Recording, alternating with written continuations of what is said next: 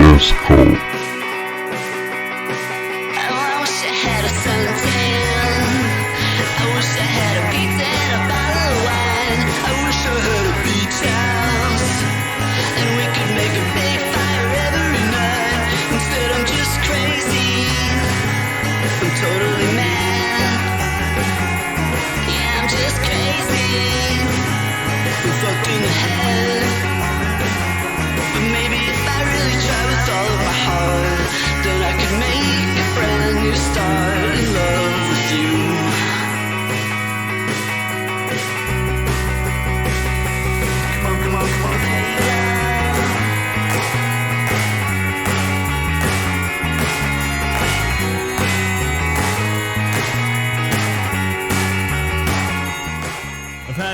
The Bonanza song stuck in my head for a long time. Is that the Bonanza song? No, that's not Bonanza. Oh. That was Ghost Riders in the Sky. And oh yeah. That reference might make sense later on if we get around to it. But the one thing I realized about the Bonanza song is you don't actually have to say the words. It just makes sense no matter what you say. Whatever direction you go in, it's fine. How's the Bonanza song? Get them up, move them out, move them up, move them in. Turn them left, turn them right. Get them down, go them up. Rawhide. Actually, that's Rawhide, isn't it? That's Rawhide. Shit, what's Bonanza? Bonanza. Damn.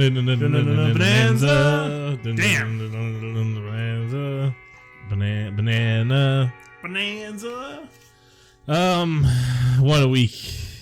I feel like January doesn't end. It's been the longest week of my life. Feeling a little Jack Torrance myself this week. Everything seemed meaningless and pointless. Leaves a bad taste in my mouth. Makes my stomach hurt. My heart race. Just being alive in general. Mm-hmm. I just feel like I'm barely better murder your on. whole family. Barely hanging on. Don't know what's gonna happen.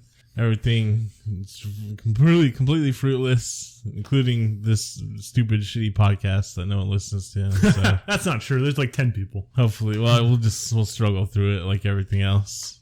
Hey, girl, you shit with that ass? Nope. I got that like stuck in my head. I like say it all the time in my brain all the time now. Shit with that ass. Are you an undershirt or a no undershirt guy?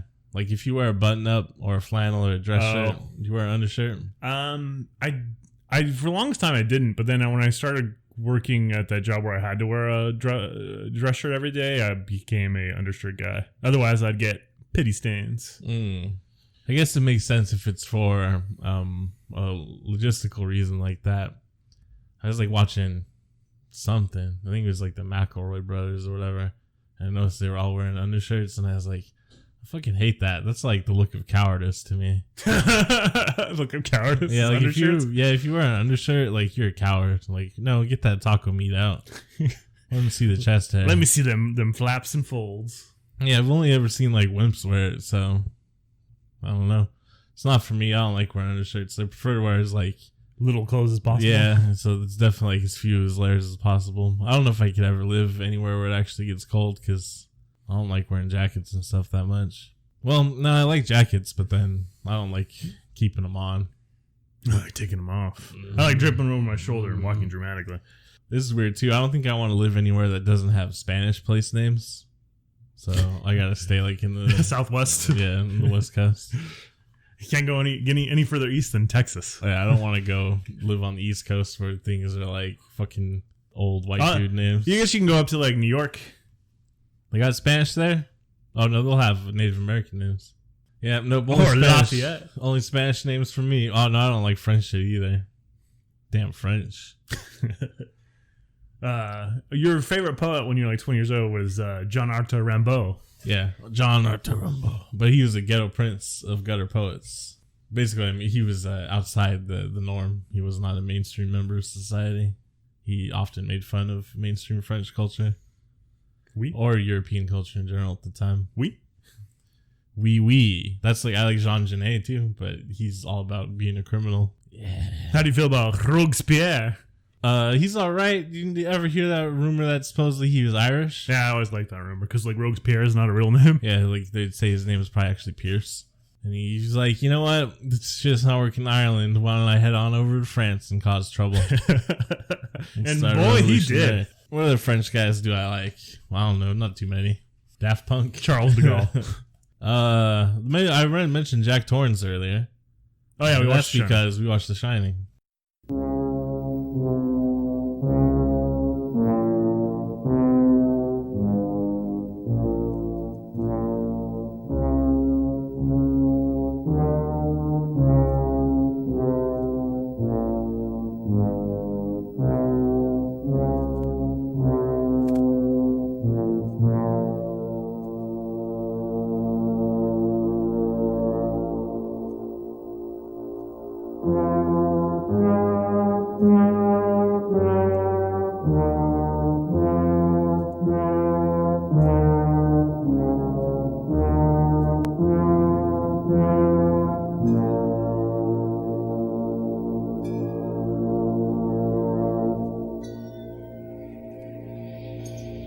Hey,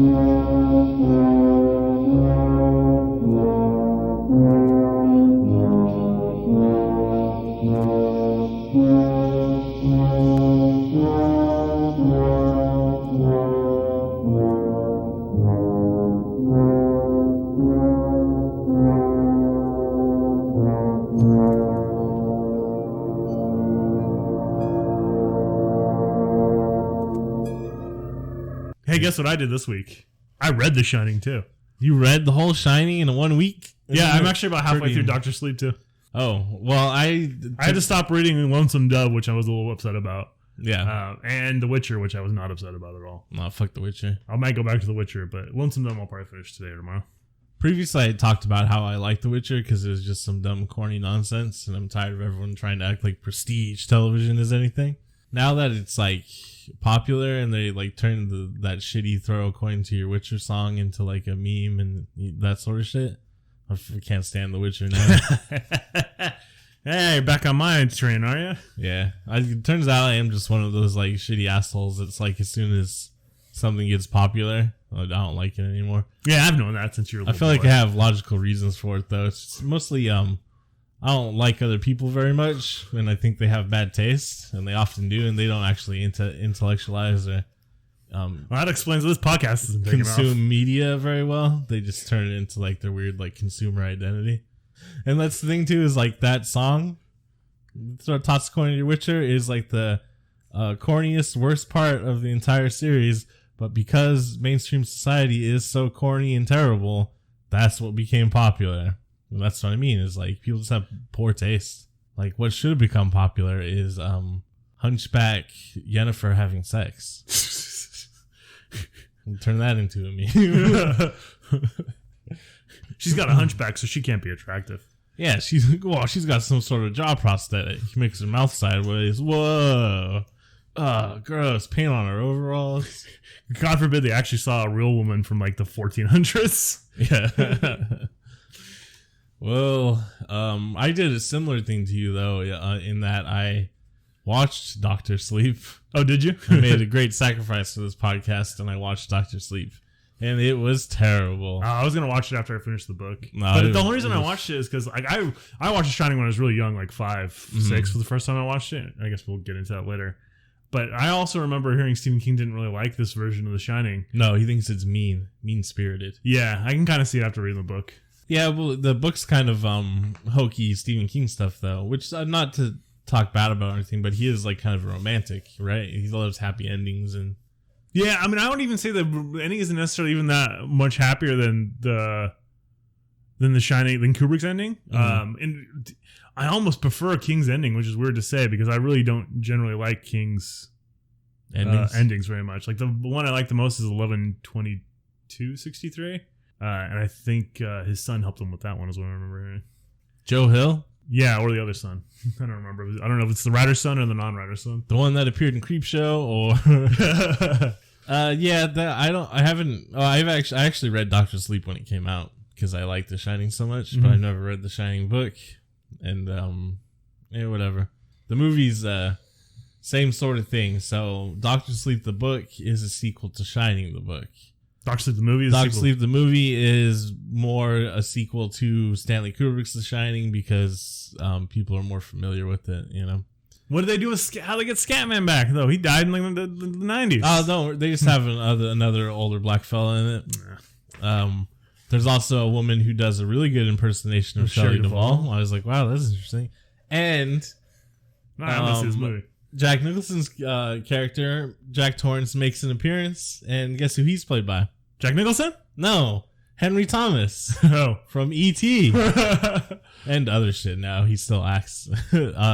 He's in Gangs of New York, and I don't know what else, but Henry Thomas apparently has been acting for years, and I didn't realize it. For me, it was like he did E.T., and then he showed up again in Gangs of New York, and then now he's in Dr. Sleep. Apparently, he's TV and shit. I don't know.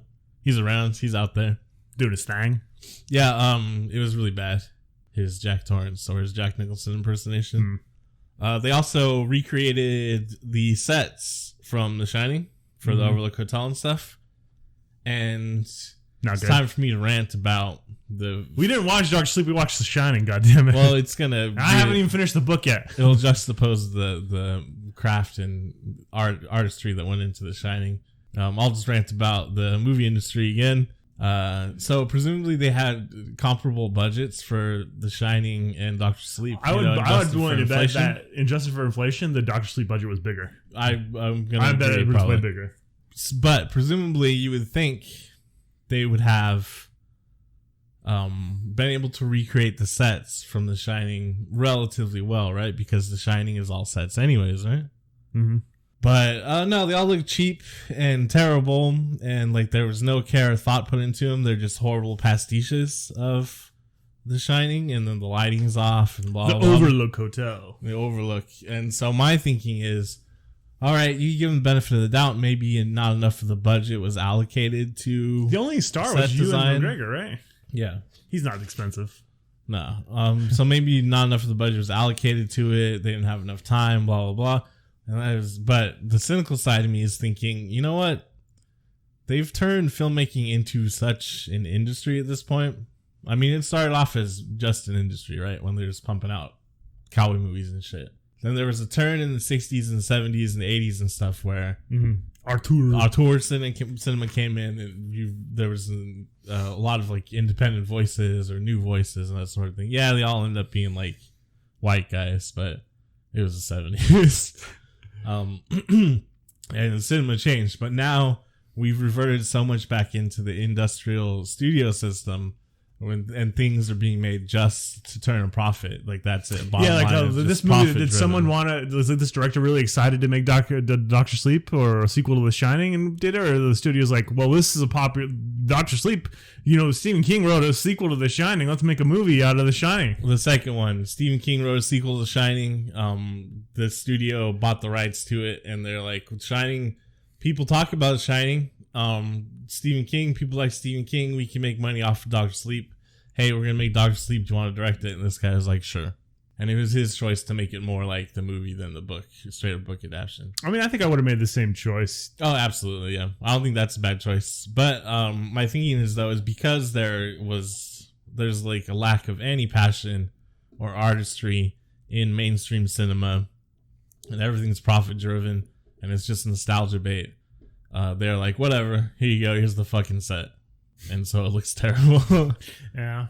Yeah. It just seems... Well, I mean, again, like it goes back, I don't know. Why did someone make a movie? It's just to make money, and then no one really cared about the project. And that's the problem.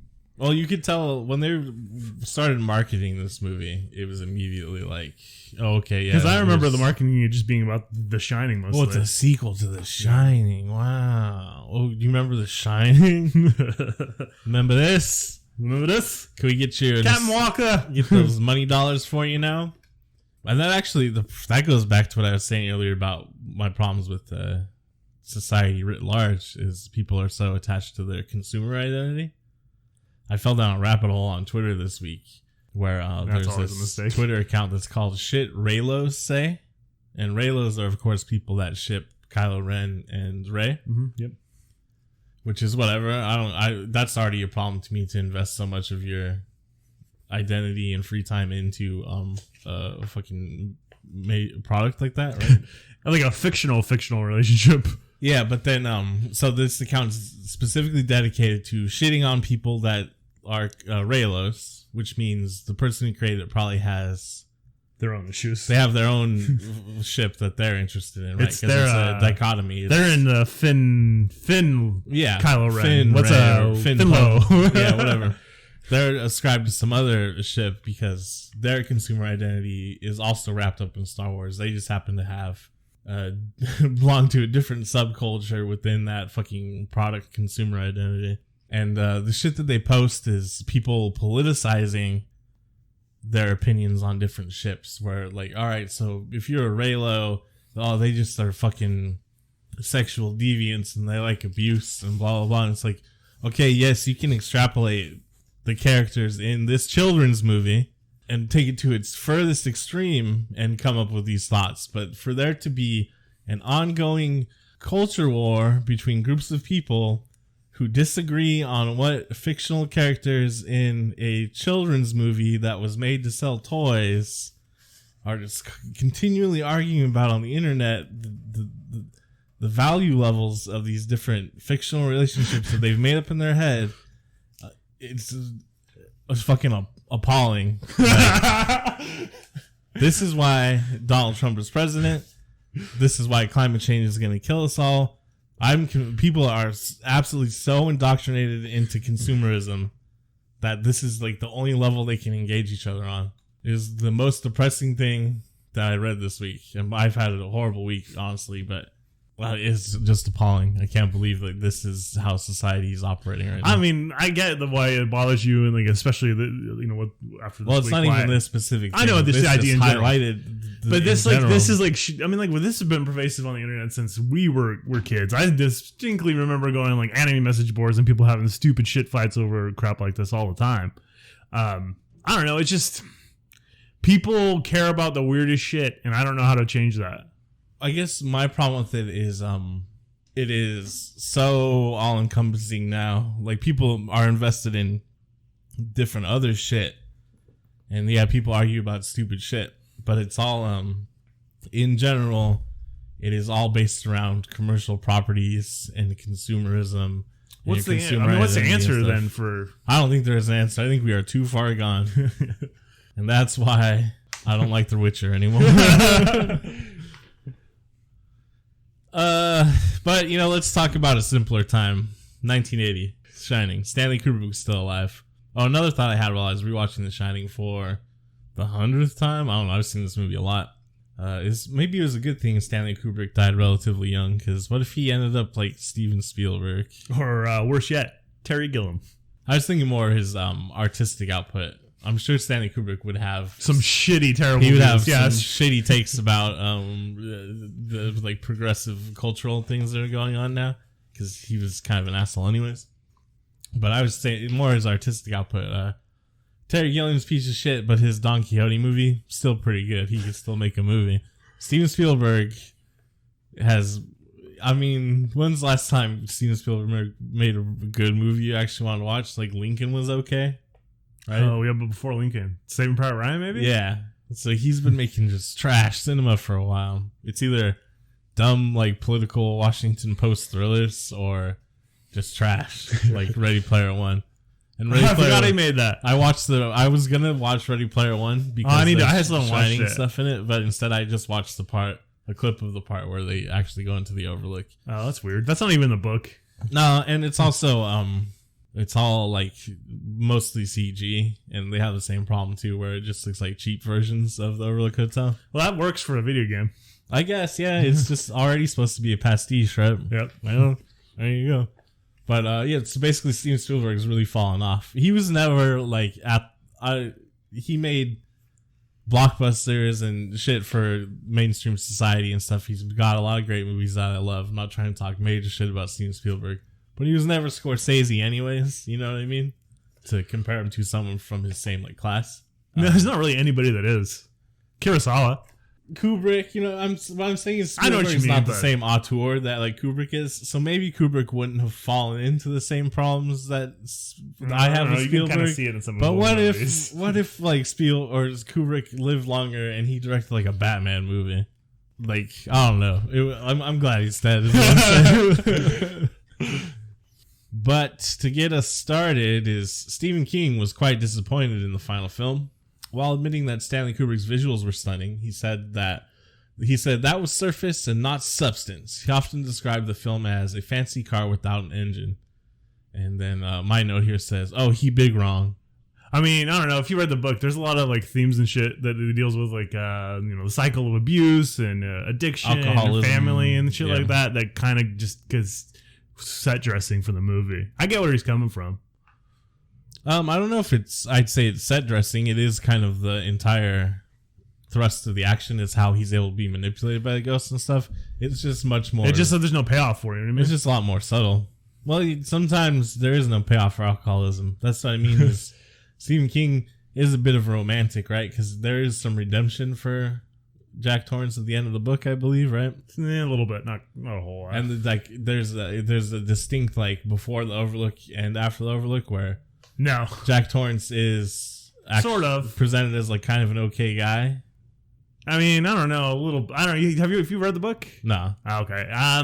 Not exactly. Like he was an alcoholic. Mm-hmm. He lost his job at a school because he beat up a kid. He broke Danny's arm as a little boy because he was drunk and Danny was playing with his papers. He kind of has like anger issues and violent issues even before they get to the Overlook. Well, there's a quote from Stephen King where he said that was one of his big problems with it is that Jack Torrance was presented as just like a negative figure throughout the whole film, whereas in my book, blah blah blah. Well, I mean, there's the thing is like Stephen King's Jack Torrance is a little bit more nuanced, like where he still has like a good relationship with his son, kind of like how alcoholics sometimes will have okay relationships. You know what I mean? Yeah. I don't know. There's more to it. I just don't think that's what Kubrick's film was about. What do you think Kubrick's film is about?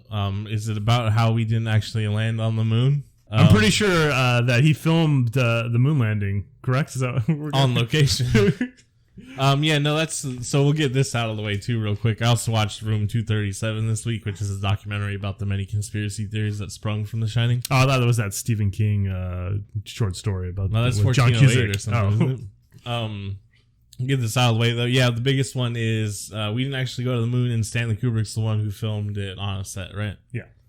The evidence for tell that to some astronauts. Yeah, evidence for it is very weak, and Buzz Aldrin will punch you if you say it. There's mostly just Danny has a sweater in one scene with Apollo 11 on it, and kids like space and rockets and shit. So Then there's also the one that, which I think there is some subtext, or at least Stanley Kubrick did throw some things in there about this, that the whole thing is analogous for the violence that white European settlers committed to the Native Americans. And there are some elements of that in the film, mostly just the Overlook is a shrine to the opulence of like white power. And it's on an Indian burial ground, and then they still decorate it with Native American. That's the other thing too. Like that. But that's mostly just, I think Stanley Kubrick's just putting that in there because he's specifically trying to point out like the horror of the upper echelons of American society, and it's a realistic depiction of what a shitty hotel like this would look like. In fact, I'm sure that the hotel that they went to, that the Overlook's based off of, probably had a similar backstory, because that is... Well, you can go to the fucking Holiday Inn up here on the US 60, and there's a little like Native American museum inside of it, remember? Right, yeah. Yeah, you can get the scorpion trapped in amber or whatever. Yeah, I still have that. That's pretty cool, though. It's set dressing, and then Kubrick obviously didn't... He expatriated himself and lived in England most of his life because he didn't like the United States, so... Yeah, I'm sure it's just thrown in there because, like, fucking look at these assholes in the United States, yeah. Which is an element of the film, right? Is all the best people, right? Yeah, there's an element of classism in the book that it's there in the movie, but it's not as apparent. Well, Kubrick is quite a bit more subtle about everything, which I think benefits the film, or it does to me anyways, because I don't like when things are super apparent anyways. Yeah, but as we've seen, unless you make it apparent, no one fucking gets it. What do you mean? The people totally believe that we didn't land on the moon. He was very apparent about it. Another big thing people talk about is the impossible architecture in the Overlook. Jack Torrance has an interview in the pink room with Ullman. Yeah. There's a window behind him, but the way that room is positioned when they're walking into it and walking out of it would mean it's actually like in the middle of the hotel, and it shouldn't have a window behind it. Like the cyclical nature of the bottom floor, all sorts of stuff. Like the architecture doesn't make sense.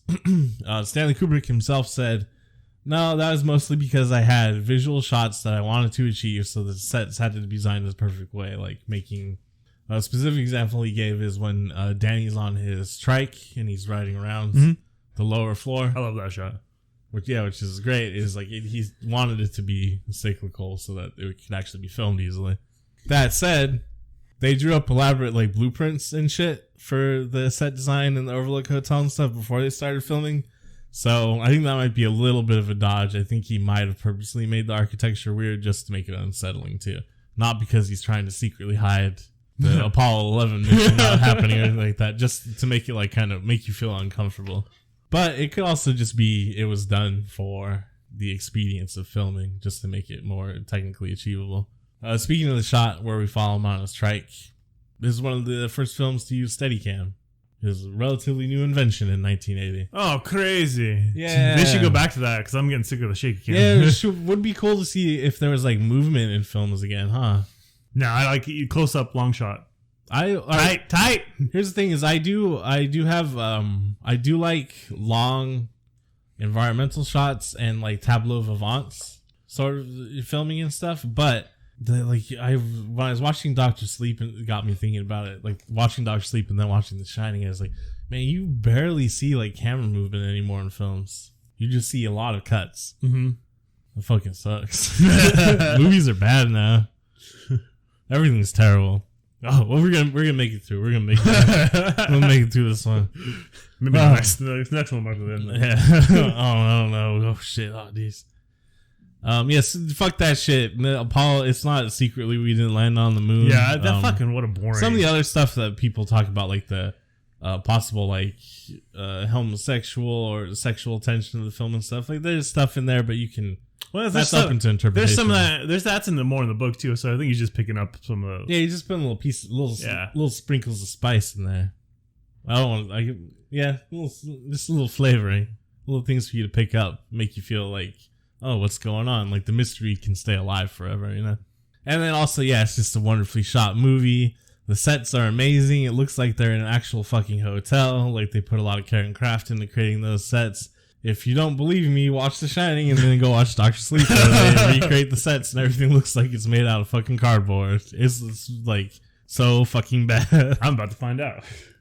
No, I forgot to look. I was going to check to see how they filmed Dr. Sleep and see if that was part of the problem too. Because, you know, like digital film, it's got to be digital. Everything that's fucking flat. And I know it's like cheaper and easier to film, which is great because that means more people can like, it'll be I just more don't get accessible there's got to be some way to fix it. Yeah, but yeah, it just looks so fucking flat, and like the colors are always too saturated. Like it's you can't use like natural lighting exactly anymore because it doesn't come through the right way.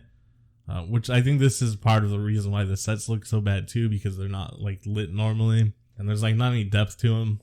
And it seems like they didn't recreate the sets with as much space as was available at Pinewood Studio when they made the first Shining, because there's a part where that overlook he looks huge or feels huge especially when like the main atrium right where he writes and there's the staircase up to the second floor. That's all a set, but it's huge, right? They have that in Dr. Sleep, but there's a part where Ewan McGregor's standing on the stairs and you can tell it's CG behind him. So they clearly either didn't have enough time, enough money, or enough space to recreate the set. And it makes me just like, why'd you fucking bother? You know what I mean? Mm-hmm. I mean, I know why they did it. It's just get a couple bucks, but I'm tired of people doing shit just for money. Do it because you care. Yeah, do it because love the art form. God damn. But, you know, that's not how it goes anymore. So let's go back to 1980 when, or I guess later than that, go back to like 1992 or so when we would have probably first seen The Shining. Well, I was feeling this before we started, but I was like 5 or 6 when the first time I saw The Shining, and for whatever reason, like the Danny and Jack relationship didn't click to me as a kid. So for the longest time, I thought that he was his stepdad. Well, they are like so distant and weird around each other, Mm-hmm. but it's understandable from Danny's perspective, right? Because he's like, well, my dad broke my arm one time and he seems kind of crazy. Also, Danny's got The Shining, so he knows his dad's crazy.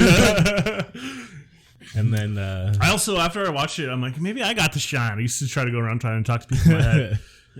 I still do that sometimes. Like, try to see if people can read my thoughts. Yeah, I had a similar thing when I saw it. This movie stuck with me my entire life. Like, the scene of him on the trike riding around and then going into room 237, that's cut between them. Like, those things have been burnt into my brain for my entire life, I think. Also, Scatman. When I first watched it, though, or maybe one of the earlier times I watched it, I don't know if it was the first time I had watched it, but I was very young, and I remember watching it and, like, thinking that having a paranormal or supernatural experience was just like an inevitability. It was gonna happen at some point. I was like, no matter, it's at some point in my life, like some crazy ghost shit's gonna happen, and I'll just have to deal with it. And it was like so terrifying to me as a kid. Turns out though, nah. Not yet, anyways. Part of it also was like a lot of people in our family have like spookum stories, especially like the women in our family. I feel like there's a lot of they got shine to them. So I just always assumed like, oh, eventually I'm gonna get spooked, I guess. And then as much as I tried in my teenage years and my 20s and all that sort of stuff, still nothing spooky's happened. I know I've been nothing but disappointed by Ouija boards. A Ouija board. I think you gotta make it yourself is the thing. Can't buy that Milton Bradley shit. Gotta make your own Ouija board. But even that's a joke because the Ouija board has always just been a shitty like parlor game. Even before Milton Bradley exists. Some dude just made it up during Milton the or Bradley? spiritualist movement. But no, I've tried like other things, but man, nothing spooky's ever happened. So it's either that's the thing is like, oh, a big part of it is belief. If you don't believe, it won't happen to you. I've said this before, but I wish any other fundamental force in the universe worked like that. Yeah, like, oh man, I wish if I didn't believe in gravity, I could take off right now. Or mine would be like, oh, I don't believe in poverty, so that's not a fundamental force in the universe, Kyle. That's something we made up. Economics is a pseudoscience. Fuck you. Yeah. Yeah, that's true. Actually, economics is totally made up. Anytime I tried to read like economist articles and stuff, I'm just like, man, this is fucking this garbage. This is bullshit. It may as well be like astrology. It is astrology. It's all fucking made up. What is The Shining? You got that shine going on. What is it like in the book? You can? Yeah, well, see, here's the thing, because Stephen King has this like kind of interconnected universe. So yeah, well, that's something to do with the Dark Tower. Yeah, sort of. I guess. Like, imagine Carrie probably has the shine. So it's like telekinesis, mind reading, that kind of stuff. Seeing the past, the future. Yeah, like it's not really clearly defined, even in the book, what they're capable of, and like some people are more capable of certain things than others. You know what I mean? Yeah. Like Danny is a very powerful shine. He's powerful shine. And like Dick Halloran is he's pretty powerful too. It seems like there's just not a lot of people that can do what they do. Like to have conversations in their head and shit like that. I was thinking when I was watching it, like Dick Halloran working at the Overlook as a cook. That would probably, I know he's like a grown ass man and stuff, but it still seems like it'd be a stressful job for him because he'd be like, oh, I mean, in the book, he makes it apparent that he's done. This is the last season. He went into room 217 in the book, and he's like, yeah, I'm fucking out. Why you're in there cooking, like, time to whip up some eggs for the customers and stuff. And you go to crack an egg and a fucking chicken comes out of it. Yeah, or like that bear suit guy comes with his dick out. And you're like, oh, damn it. Not today, Roger. God damn it. Put your dick away, goddamn it. Plus, all the ghosts are racist. Yeah, well, it's because they're from the 1920s. Yeah, so they would have constantly been coming in the kitchen, like, yelling slurs at him. Man, he's such a badass in the book, because, like, when he gets close to the Overlook, the hotel starts yelling at him, like, telling him to go away, and they're going to kill him. He's like, I'm coming. So in Dr. Sleep, there's vampires that eat the shine. Yeah. They eat brain power. That's I'm only like halfway through Dr. Sleep. That's the one part I really don't like. Is like the bad guys are kind of like, well, they're gypsies. They're corny as fuck. Yeah, that's what it is. They're so bad in the movie too. Oh god. I remember when I was reading the book, I was like, oh, I don't know if I like Stephen King.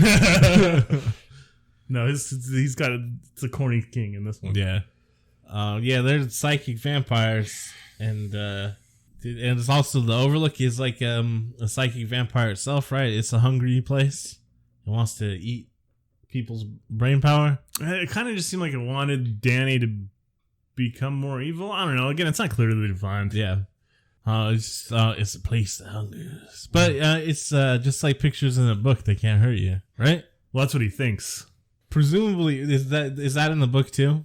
Well, yeah. And when the book, it happens a little bit differently. So Dan and Dick have a conversation about The Shining, and he's like, whatever you do, don't go into room 217. Mm-hmm. He's like, it's like, I'm pretty sure these are like pictures in the book. I don't think they can hurt you, but don't test it, basically.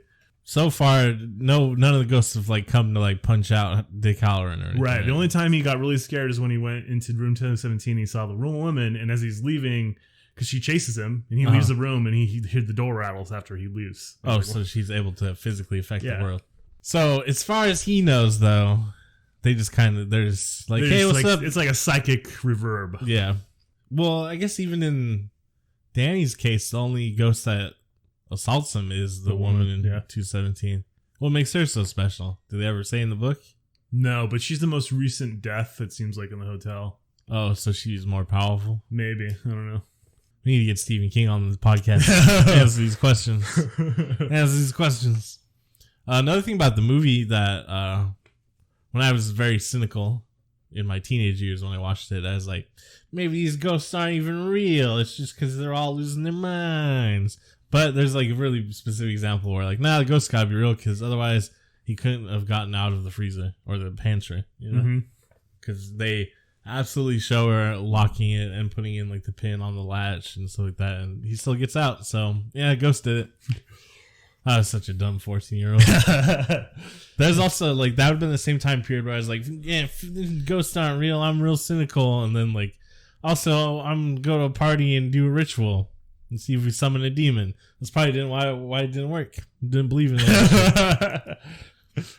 Yeah, it's hard to be a teenager. People I fled line somewhere in here. Like, clearly they're real in the movie, right? But I don't believe in ghosts in real life. Nah, I watch like spooky videos all the time just because they're fun to watch. And sometimes, like the dudes in like Saudi Arabia and like Indonesia that'll pop up sometimes. Sometimes they do like crazy good practical effects and they like hide the cuts really well.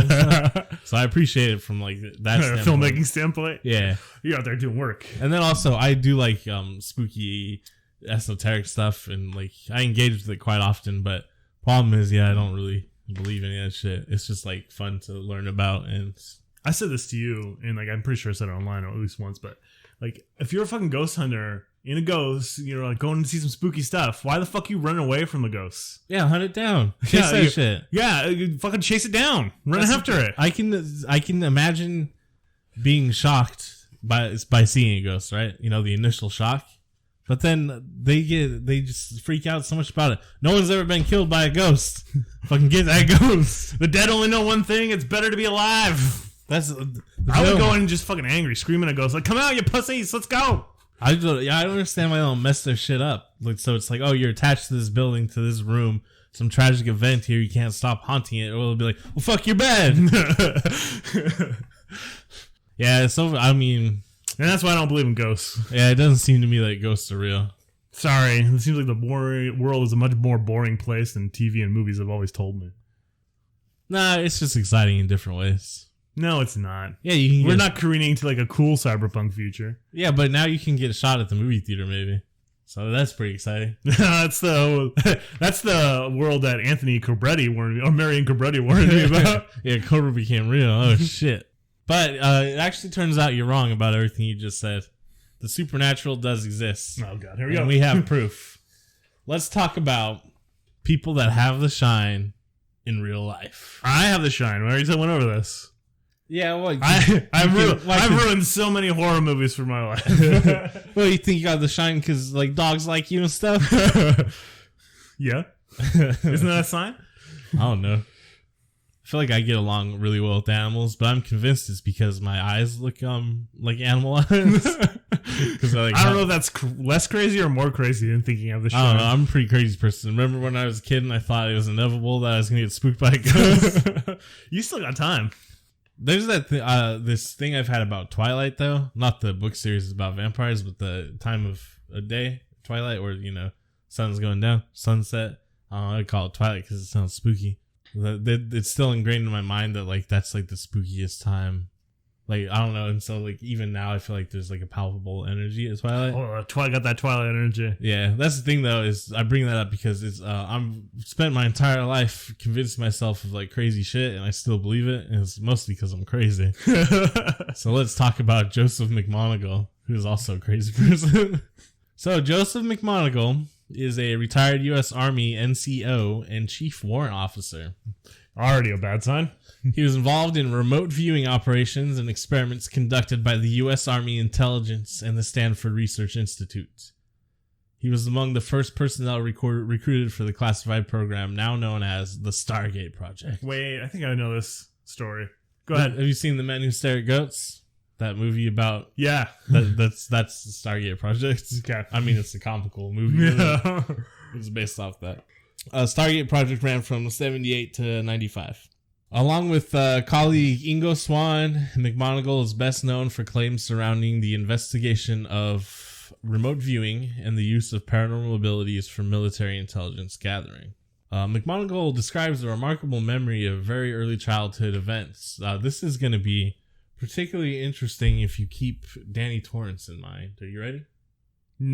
I guess so. All right. He grew up surrounded by alcoholism, abuse, and poverty. As a child, he had visions at night when scared and began to hone his psychic abilities in his teens for his own protection when he hitchhiked. He enlisted in the army in 1964. I don't think Danny joined the army. He just became a bum. Yeah, he's wandered around drinking. Or a hobo, I guess. No, hobo's fine work. He's a bum. He enlisted in the army in 1964 at the age of 18 to get away from his family turmoil. McMonagle subsequently became an experimental remote viewer while serving the U.S. Army Intelligence. So just like Danny Torrance, he grew up surrounded by abuse and poverty. He had a dad just like Jack Nicholson. Your accent was all over the place in that one. Steven Spielberg also thought Jack Nicholson was a poor choice in casting for Jack Torrance. Yeah, actually, I wouldn't have picked him. And I kind of also agree because it's Jack Nicholson is known for being crazy. Yeah, right? He's like already. I'm like, this guy's fucking nuts. Yeah. Well, Danny, they had to cannibalize each other. You know about the Donner Party? Also, Danny? He sucks. So I have a perpetual crush on Shelley Duvall. So even much as I love The Shining, a lot of the time when I'm watching it, I'm like, how dare you talk to her that way? You don't talk to all of them that way. Where's Popeye? Yeah. Get Robin Williams in here. Shelley Duvall is absolutely gorgeous to me. I know she's like not classically beautiful. Yeah, but yeah. I don't know. Someone on Twitter the other day was like, to be truly attractive, you have to be kind of busted. And I was like, yeah, I feel that. It is like, I feel honestly, Shelley Duvall is obviously she's a movie star, so she is attractive. Yeah, but it's mostly just like, oh, her teeth are a little bit too big for her mouth. You know what I mean? Simple shit. But there's a picture of her where she has like face paint on and she's eating cotton candy because she's like at a fair. Two things you do. Yeah, and it's just like, wow, this is like my favorite picture of a woman of all time. But like I said, I'm a weird person. Back to Joseph McMonagle. He was also a weird person. Maybe a weirder person. Who knows? His early career was an NCO, and he retired after 20 years as a chief warrant officer. He was severely injured in a helicopter. Rest in peace, Kobe. That happened in Vietnam for him, though, not Calabasas. He was involved in intelligence work for 15 years. From 1978, he was known as Remote Viewer Number 1 at Project Stargate. Ooh, fancy. Project Stargate, located in Fort Meade, Maryland. Isn't like FBI placed in Maryland too? Lots of shit's in Maryland. Quantico? Yeah. Oh, Maryland's by Washington, D.C. and shit. Maryland and Virginia, that's where everything is. Oh, yeah, that's right.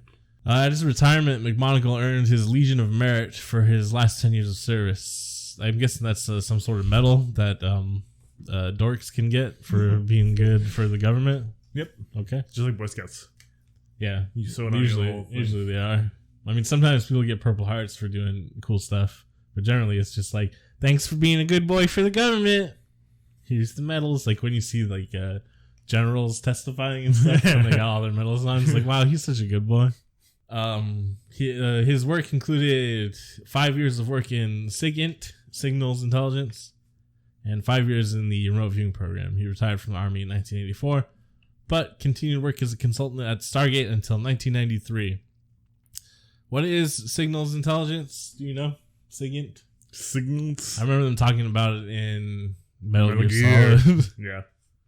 I don't remember. Honestly, I probably one of those things I knew at one point, but who gives a shit? Well, I don't care enough about the national security apparatus. Well, you got a good idea about who this McMonagle is, right? He seems like a pretty legit dude, pretty stand-up fella. I feel like he's definitely got the shine, and he's given the government so much good information, probably about Russians.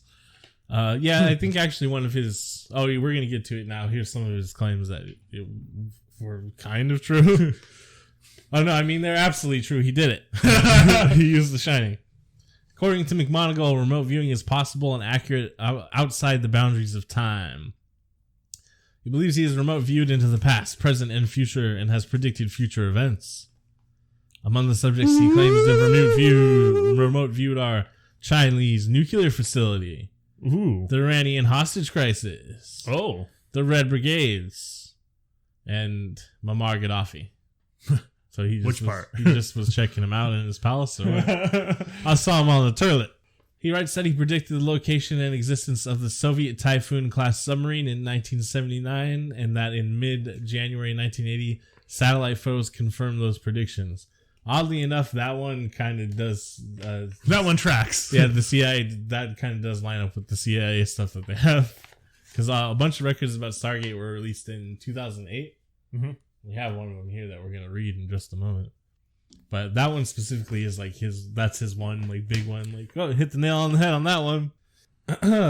He says the military remote viewing program was ended partly due to stigma.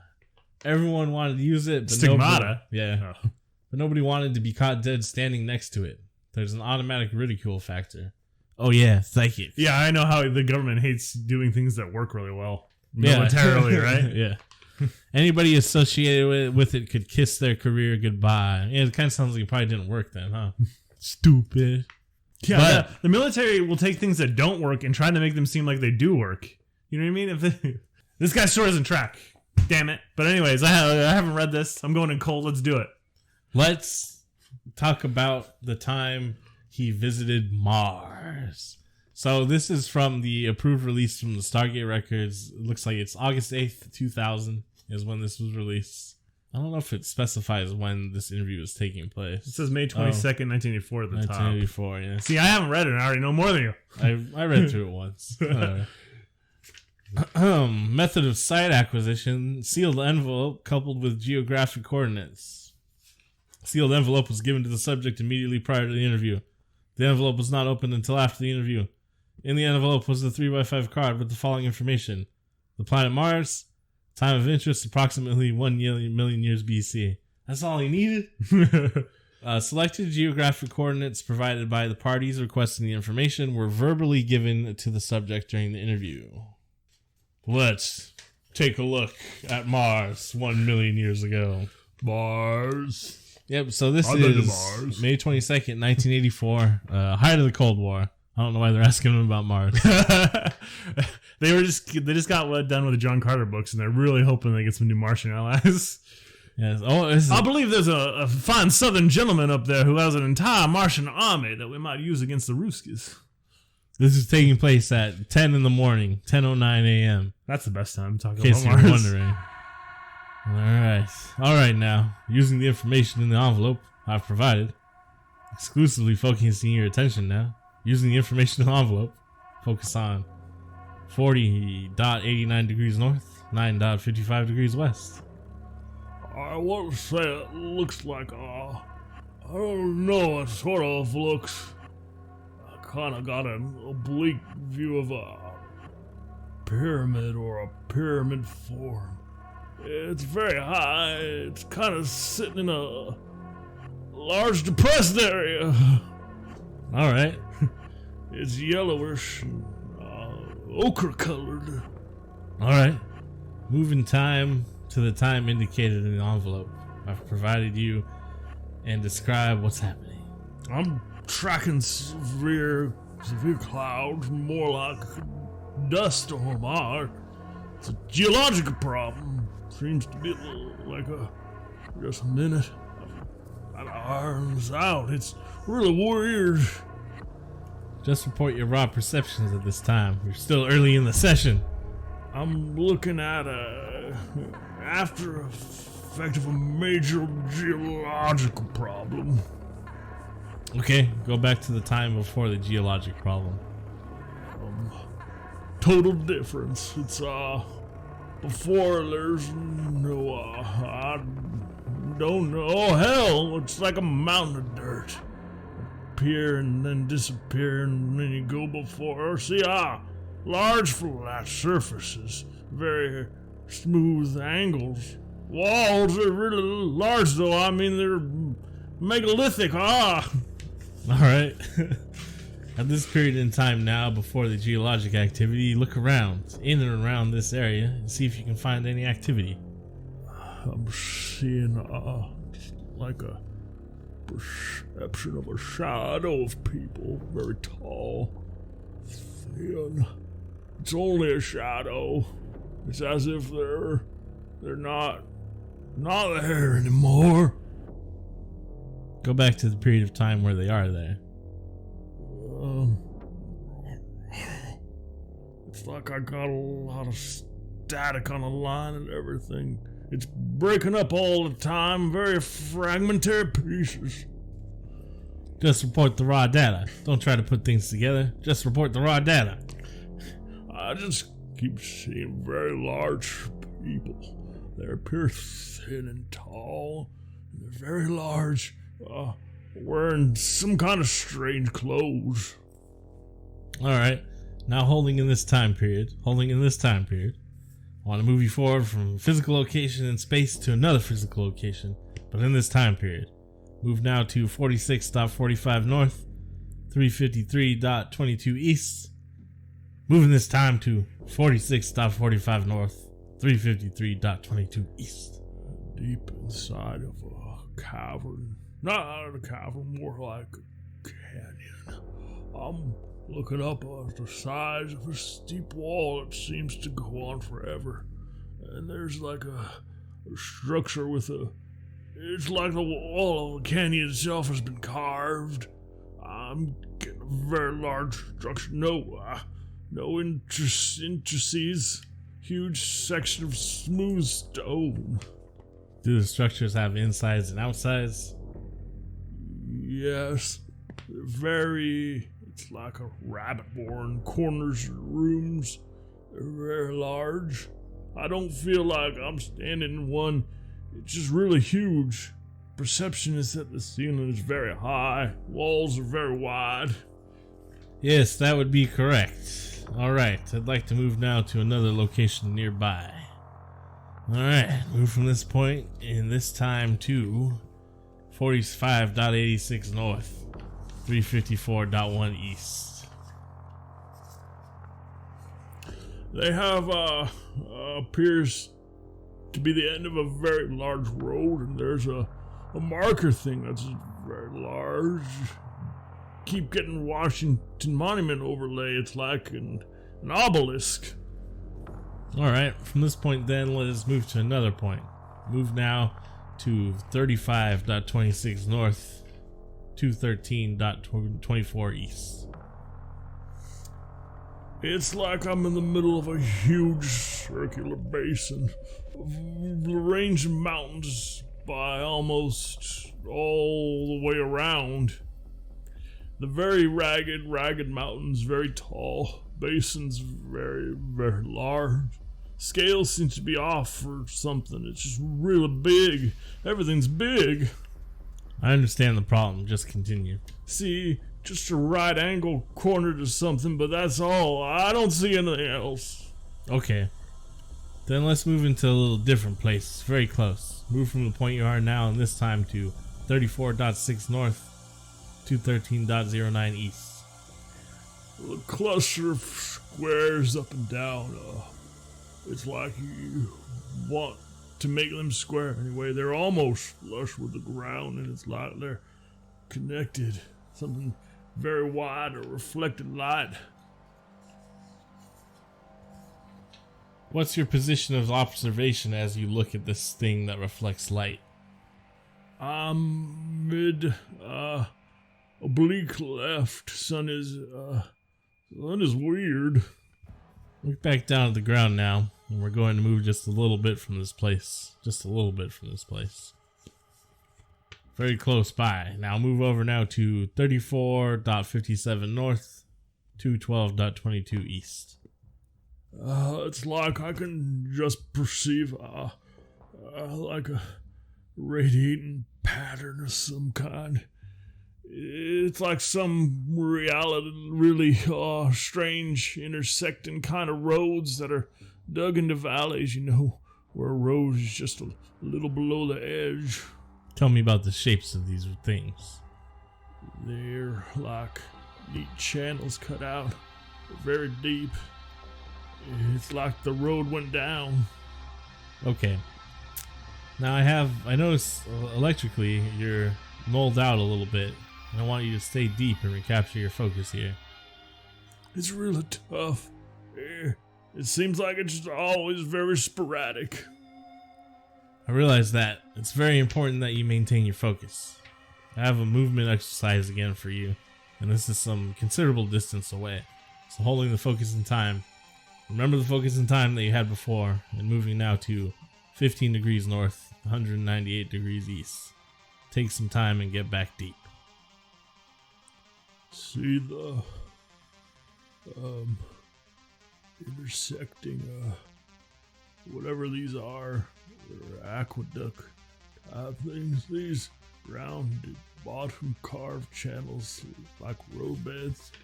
See pointed tops or something on the horizon. Even the horizon looks funny and weird. It's like a different, misty, like it's really far away, very vague.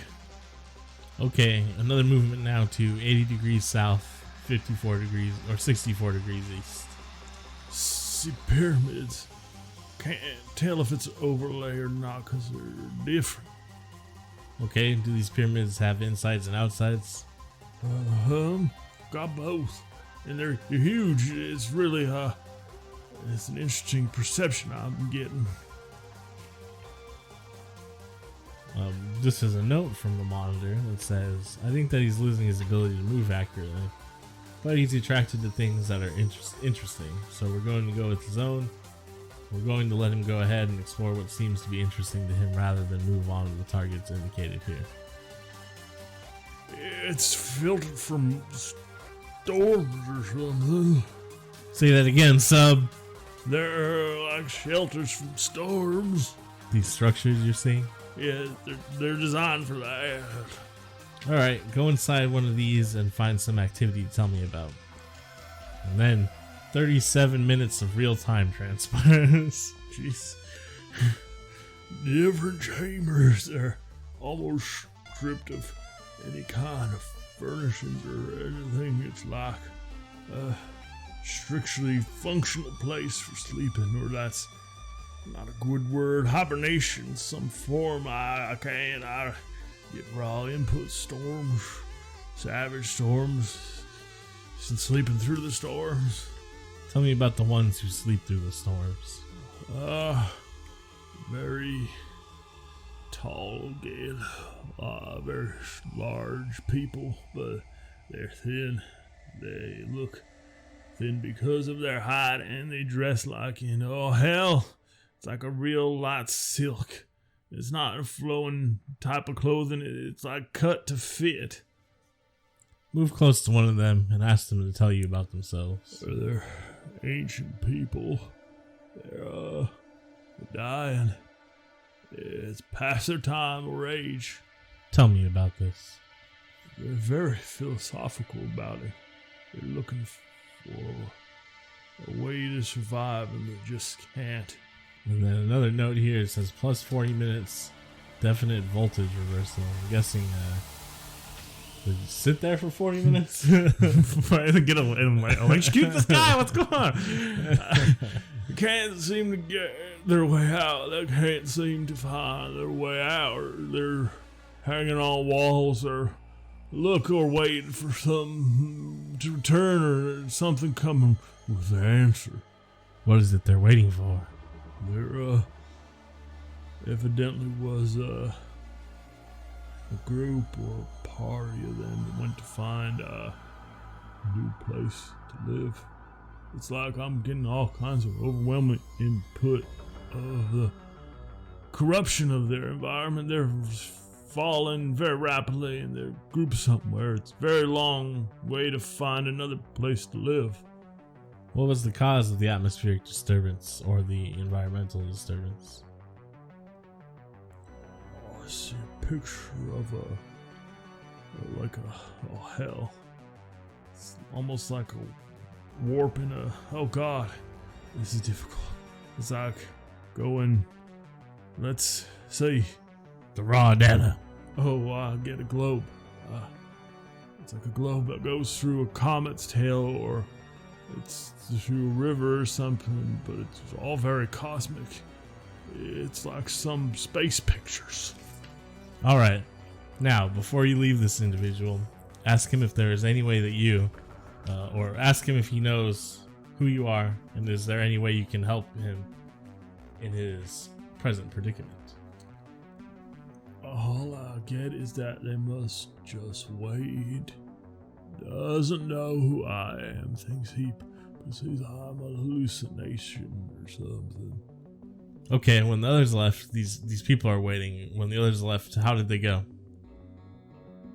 You get an impression of don't know what the hell it is. It's like the inside of a large boat, very rounded walls, shiny metal. Go along with them on their journey and find out where it is they go. Impression of a really crazy place with volcano, gas pockets, and strange planets. Very bald place. It's very much like going from the frying pan into the fire. Difference is there seems to be a lot of vegetation. The other place didn't have it. In different kind of storm. Alright, it's time to come back now to the sound of my voice, into present time.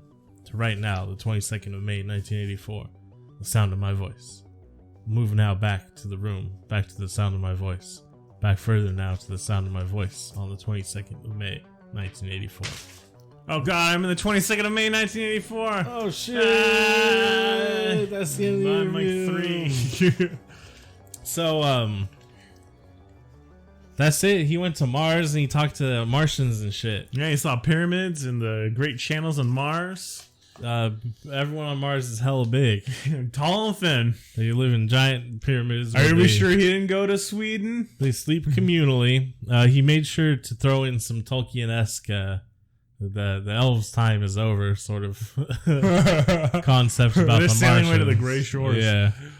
In addition to this, he also, to further laud his accuracy with his remote viewings and stuff, he did make a few other predictions, such as eventually humans wouldn't wear clothes. They would be replaced by a body tattoo styling that would be the replacement for clothes. When was this supposed to happen? Oh, this is supposed to happen in the early 2000s. Oh, well. Fuck you, man.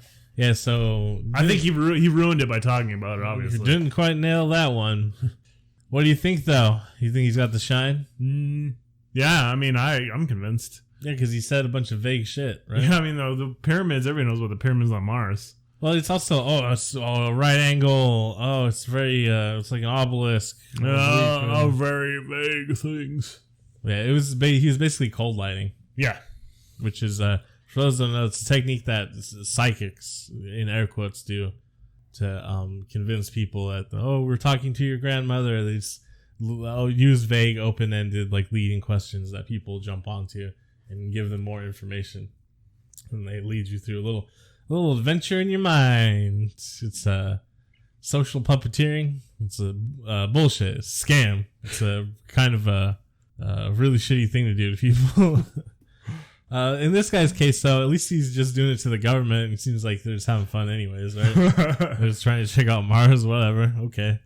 I do think he's legit, though. He did find those Typhoon class subs. One out of like 200 predictions. Well, I mean, I don't know if they said it in the movie, but they definitely say it in the book. But not everything the shine shows you comes true. So, Oh, well, that's good. So in the book, Tony is actually just Danny as an adult, right? well, he's like an older version of Danny, Because Danny's middle name is Anthony. right? Tony. So it's just the way of him Coping with his shine. with shining. Because it probably would be really terrifying to have the shining as a kid and not have anyone else around you who had it to explain what was going on. Yeah. Like Dick's good because his grandma had it and she like told him about it. Cool, that'd be fine as a kid. Danny's case, also with the tumultuous like parents he has. I mean, Shelley Duvall's not a problem. Yeah, Wendy's not a problem. It's just Jack. And then also going to the Overlook where his shining is like, hey, murder elevator. Yeah. Because he's like, Welcome to the Mirror House. You're going to see some crazy shit, kid. yeah, why don't you want to go to the Overlook? I can't tell you. Tell me. Come on, Tony. And then it's the shot of the elevator opening and blood pouring out. Oh, strange. Well, she gets off on the second floor. Oh, I guess I don't want to go to the old Overlook. This job, even with the ghosts, I'm like 90% sure I'd still take it. I would be a caretaker. Yeah, I think it'd probably be all right.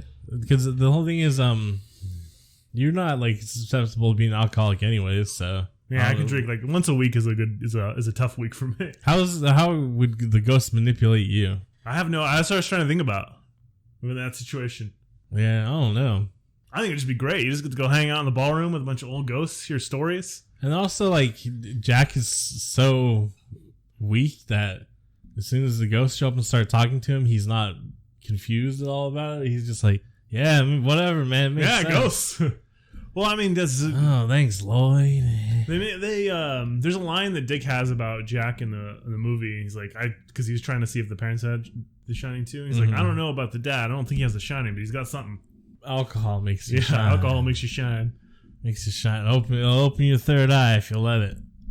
No, not really. Not alcohol. Alcohol's not really known for expanding your. Well, that's the thing. Like the whole reason Danny drinks in Dr. Sleep is because it dampens the snuff shine. it out. Yeah, which makes sense. That's the reason. I don't know. That's the reason I drank, not to like snuff out the Shining, but to bear down some of the other problems I was having.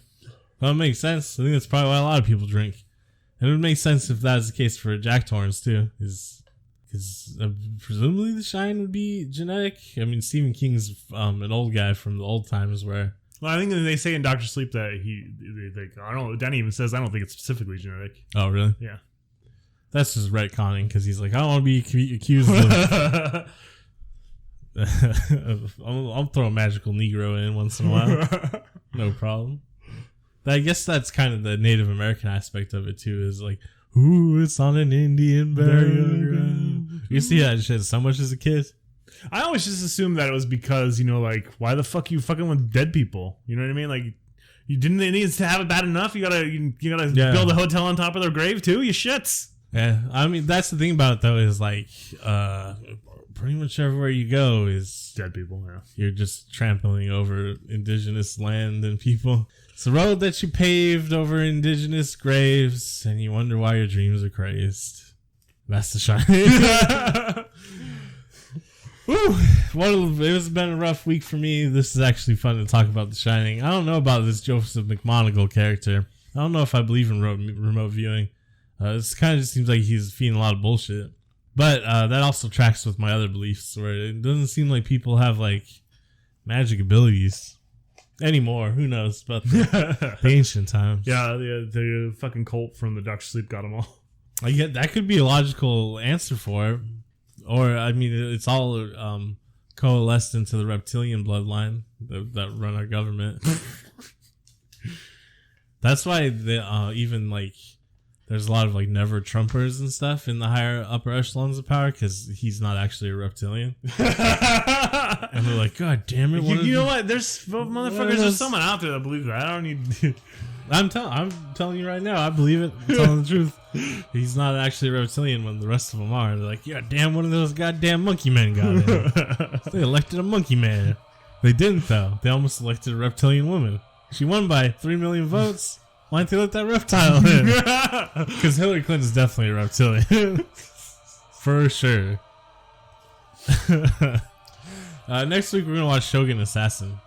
Shogun Assassin? Yeah, you mean Wolf and Cub? Part 2? And 3 smashed together? I know we watched Ran recently, but now we got some real this is a totally different kind of movie, you fucking racist. Yeah, Kurosawa's movies are a whole different world than Shogun Assassin. But it's going to be dope. We got our sword and sorcery shit coming up too. End of the month. Oh, I think we actually have Conan coming up soon. Oof. Conan, what is best in life? I don't know if we're gonna watch another Deathstalker. Yeah, you can't take another Deathstalker? I don't think so. It's out for Deathstalker. It was fun that one time. We'll revisit Deathstalker in like 5 years. It'll take me a while to build up the resistance to it. Yeah. It's like if you try to do shrooms like 2 times in 1 week, you have like your tolerance is all fucked, so you don't even really trip the second time. That's me and Deathstalker, but you just gotta take double the amount. It's gonna take well. There's a specific time where I took an 1/8 all on my own, which is that's a lot. It's a pretty big dose, and then tripped real hard, and then it just came up later that week. We were going camping, and it was like gonna trip again, and I was like, I'll just do another 1/8. That seems to be like the sweet spot for me. And I already knew like in my mind like my tolerance is gonna be up. It's not gonna be exactly the same, but it seems like a good avenue to go. And man, we just went out to the woods, and I just threw up and was like, yeah, it's nice to be in the woods. So, you know, it works like that spooks sometimes. around, ghosts, boogans. Yeah, but they don't come until nighttime. There's definitely spooks in the woods. That's probably the main reason we don't have magical spooky stuff going on anymore, is because we don't have as many woods, I think. If you want to be magical and spooky, you should join the VHS cult by going to adventureproductions.com. You go to VHScult.com too. VHScult.com too. We own them both. We got 'em Fuck all. you. We own the internet. Follow us on Twitter. Tell your friends and family about us. Listen to Scatman Crothers' Ghost Riders in the Sky cover. It's great. He's got a cover of it? Oh, it's really good. You should do it. Nice. It's jazzy. Oh, speaking of Scatman Crothers, he's in this movie because he's really good friends with Jack Nicholson. Stanley Kubrick made him cry a couple times while they're filming it because Stanley Kubrick He made Scatman Crothers cry? I knew he was a piece of shit to Shelley Lily Duvall. Oh, no, he wasn't being a piece of shit to him. It was just because they were doing so many goddamn takes. Oh. Which is exhausting because Scatman Crothers was 70 years old when they made this movie. You know, I have a great story about Scatman from when he was recording jazz on the Transformers. The guy that voiced Bumblebee did an interview, I want to say a few years ago. And he was talking about by the second season, there were so many people in the cast that they didn't all record in the same room anymore. They'd only call people when they had lines to record. Mm-hmm. And I guess they recorded it like a radio program. So when you weren't on call, you would just sit back in the waiting room with all the other cast members. And apparently Scatman used to sit back in there the entire time and play his guitar and sing. Nice. That's good for everybody. They Batman animated series was filmed like a radio broadcast. I didn't think they did that for very many cartoons. Especially ones that were straight up that's weird, just right? like we're trying to sell That was toys. a TV or a cartoon for TV or for toys. Yeah. I can't talk now. Too much. I got this projected motherfucker in my head. Yeah, it's funny to me that I mean the nostalgia of Transformers had its hooks in me and you for a while, but because like fucking character designs of fucking robots that turn into cars, that shit is dope. I'm still down with it. But remember when they made the Transformers movie and it was such like a debacle? And it's like, yeah, probably a cartoon that was made specifically to sell toys isn't going to translate very well as a movie. There is a lot of extended lore around Transformers that the fans have come up with that might work. And the comic books and shit. Like, yeah, it might work, but based off its like just nucleus of what it is, you know, probably not gonna be a very good movie. And then Disney said, "Fuck it, we don't care, Star Wars," and that's VHS Occult Crew message. Occult Crew, I don't know. Bye. Bye.